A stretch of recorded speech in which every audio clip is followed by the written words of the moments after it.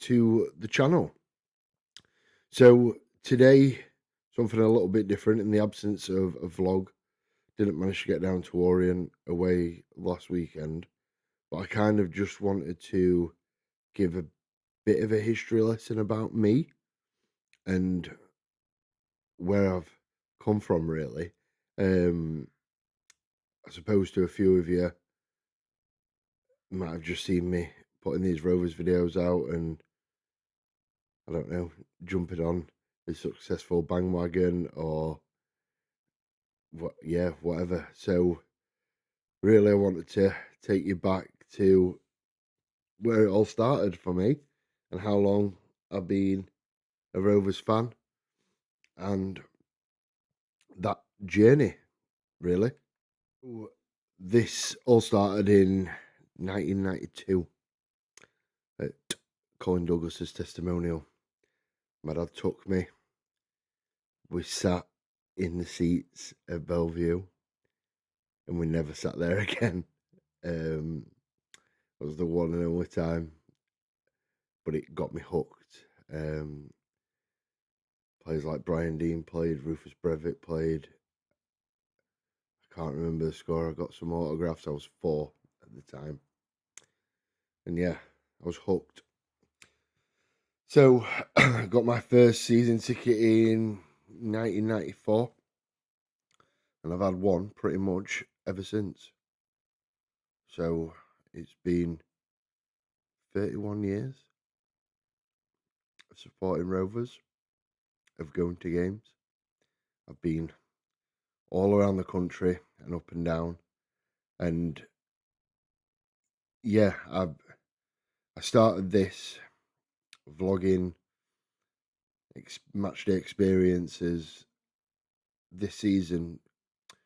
So in June of this year, I lost my eyesight, 37 years old, and I'll not go into all the details of it, but there are videos explaining it on my YouTube. I'll put the link in the descriptions. So from going in May to being on the pitch after we beat Bradford, to then going to County away and winning the league. My next game I couldn't see anymore. So that's been really hard. So the whole point of these matchday vlogs, if you like, matchday experiences, is just to bring awareness to really me, what I can see and help really. So just to go all the way back, so 1994 is where it really kicked off for me. My favourite player at that time was Mike Jeffries, a striker. I had Gary Brabin, he was another favourite midfielder who had a successful career as a manager. Colin Cram, I loved Crammy. This was Darren Moore. We don't like Darren Moore anymore. But this was at a time when I was at primary school and I didn't know any other Rovers fans. So it felt like a bit of a cult, a bit of, yeah, it was, everyone was like a Man U fan, Liverpool fan, Arsenal. Nobody supported Rovers. In fact, I will always remember when we got relegated to the conference, somebody at school saying to me, "Oh, were you playing the Scottish Premiership now?"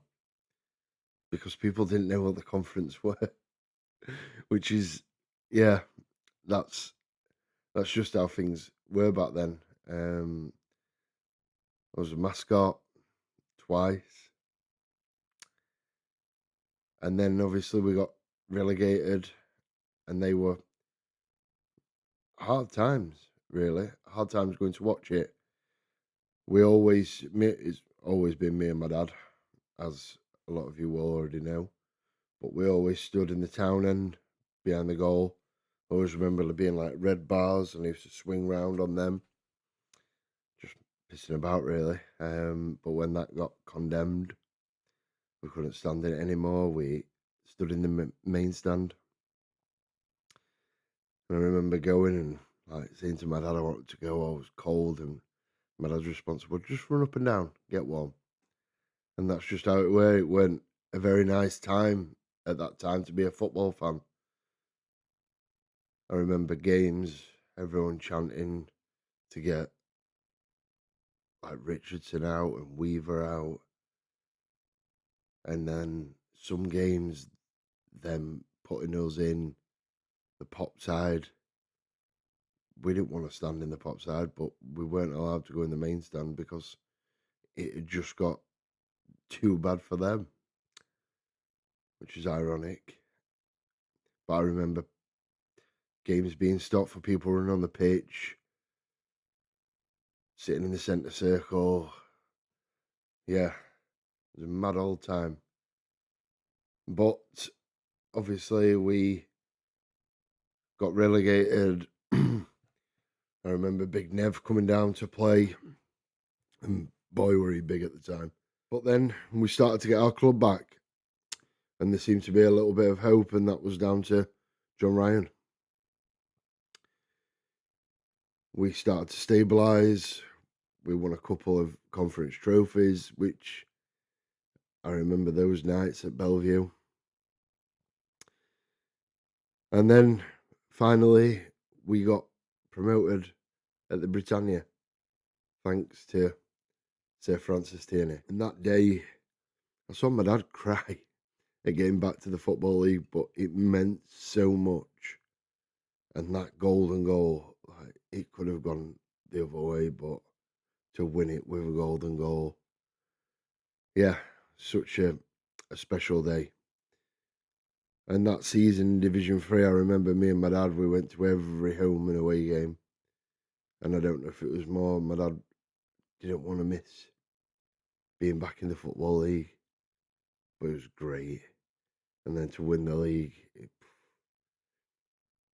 this was just such a period of success as a football club.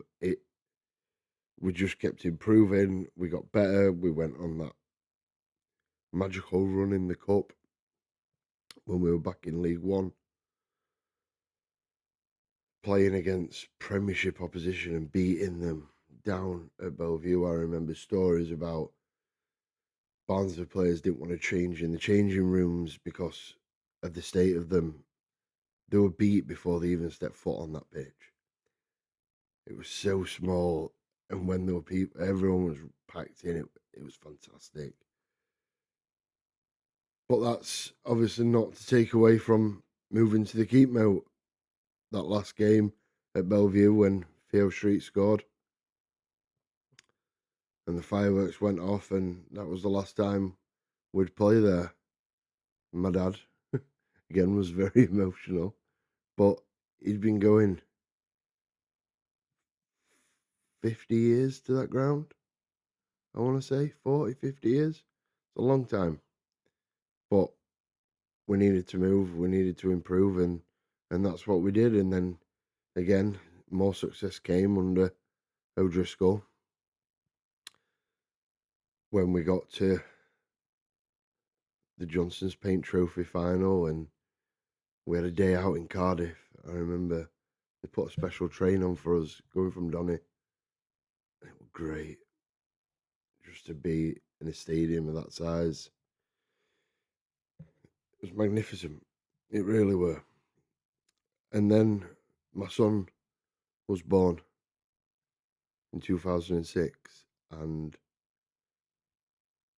I kitted him out in Rovers stuff from the minute we were born. And his first game was the season after we beat Leeds at Wembley. An unbelievable day out. And yeah, just again, magical. These were magical times. And he didn't know how good they were until you look back. But yeah, it was to go to Wembley to win. Unreal. I was in the final game of that season. I was in Australia. And I had to come back for the playoffs. And luckily I did, because I saw Coppin just score that hat trick against Southend. And then I went to Wembley. And again, these are all shared with my dad. It's special. So we obviously went up to the championship. We did well. We had some memorable games, memorable away days. Newcastle, West Ham, big clubs that I'd grown up seeing people support and seeing on the telly and stuff. And my team were going to play them. It's madness, really. But yeah, and then we got relegated. We had the great day out at Brentford. We came back up. We went down again. We went down again. We came up. We went down again. There hasn't been many dull moments over the last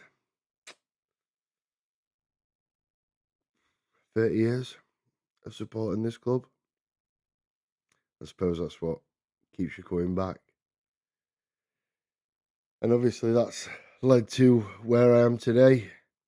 I still go every home game with my dad and my son, and that's 3 generations that I've experienced, again, some pretty magical times.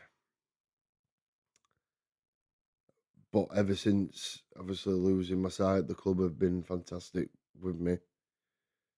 I've been to the training ground, as some of you might know, and met the players and had a good chat with them.